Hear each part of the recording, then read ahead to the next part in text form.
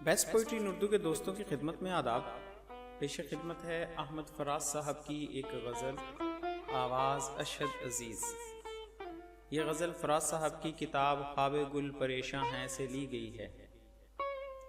गज़ल से पहले दोस्तों से गुजारिश है कि अगर आपने अब तक हमारा चैनल सब्सक्राइब नहीं किया तो सब्सक्राइब कर लें।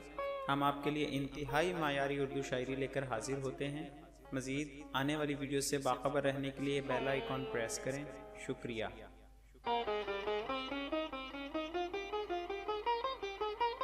सिलसिले तोड़ गया वो सभी जाते जाते, सिलसिले तोड़ गया वो सभी जाते जाते, वरना इतने तो मरासिम थे कि आते जाते, वरना इतने तो मरासिम थे कि आते जाते। शिकवाए जुल्मते शब से तो कहीं बेहतर था, शिकवाए जुल्मते शब से तो कहीं बेहतर था, अपने हिस्से की कोई शम्मा जलाते जाते, अपने हिस्से की कोई शम्मा जलाते जाते।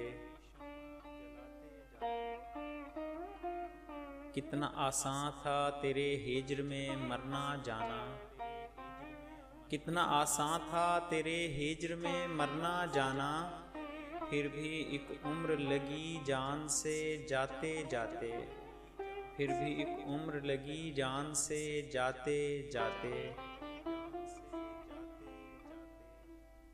जश्न मक्तल ही ना बरपा हुआ वरना हम भी,